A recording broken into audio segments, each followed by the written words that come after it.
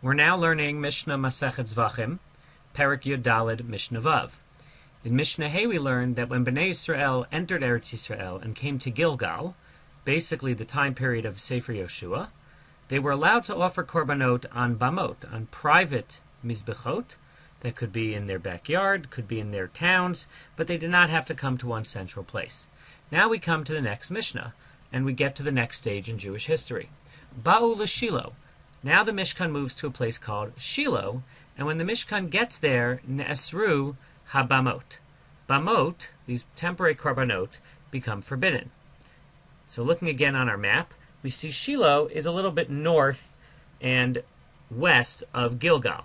Gilgal is down here, and north and west of that, in the territory of Ephraim, is Shiloh.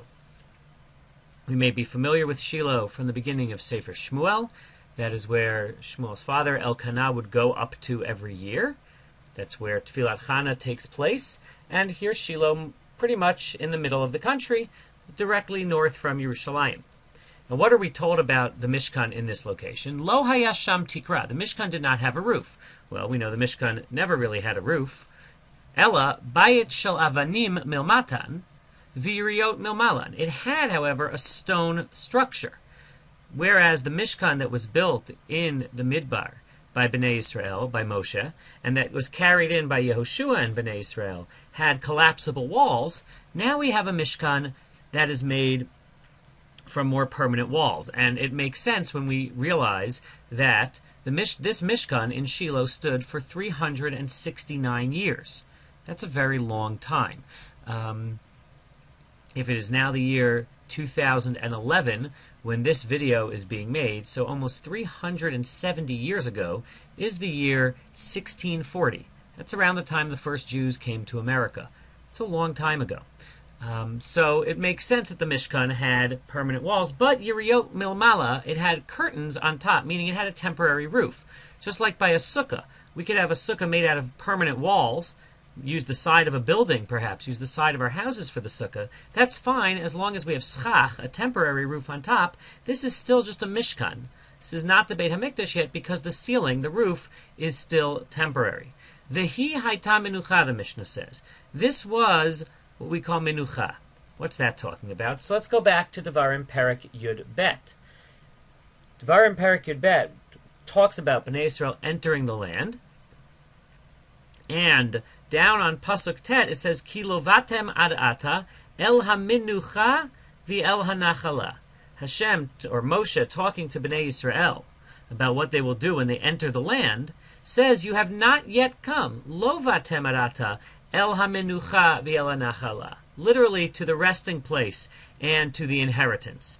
And our Mishnah tells us that when it says the resting place, when Moshe is telling Bnei Yisrael in Perek Yud Bet about coming to the place that Hashem will choose, but they haven't gotten there yet, he hints towards two such places.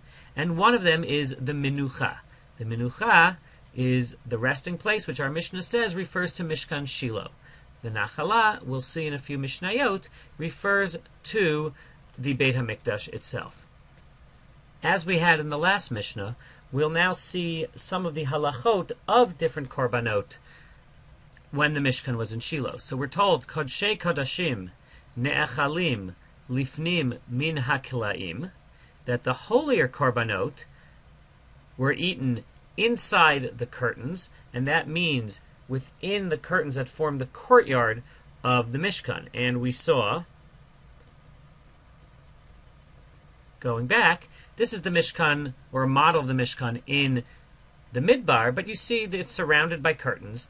And Lifnim Min HaKilaim means that any Kodshei Kodashim, holier korbanot, could be eaten within those curtains, which means near the Mishkan itself. And we see here the different types of korbanot by four categories: Ola, Chatat, Asham, and Shlamim. The korbanot in blue are what we call Kodshei Kodashim, the holier korbanot, which is all of the korbanot Ola, Chatat, and Asham, plus the korban Shtei Alechem and Shavuot, the two sheep that were the Shlamim, and all of the korbanot with the orange background are what we call Kodshei Kalim, korbanot of lighter holiness, and they're all the other types of shlamim, basically. And one thing that makes them of lighter holiness is that they have looser restrictions on where they can be eaten. We just saw the kodashim have to be eaten within the curtains around the Mishkan, and we'll get back now to where the kodashei kalim are eaten.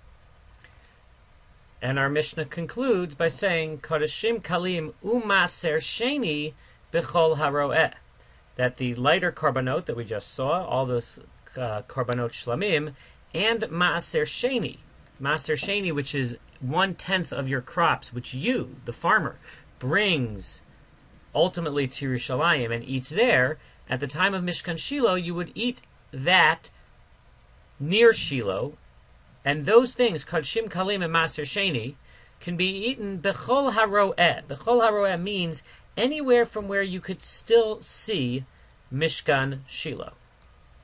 When we say bechol haro'eh, so it pays to take a look at a modern map of Shiloh and see what the land might have looked like at that time. So here we have a map of Israel. This is a current Google Earth image, and let's zoom in. You see it says Shiloh and Tel Shiloh. So Tel Shiloh, a tel is a archaeological mound, and it's right near the current city of Shiloh.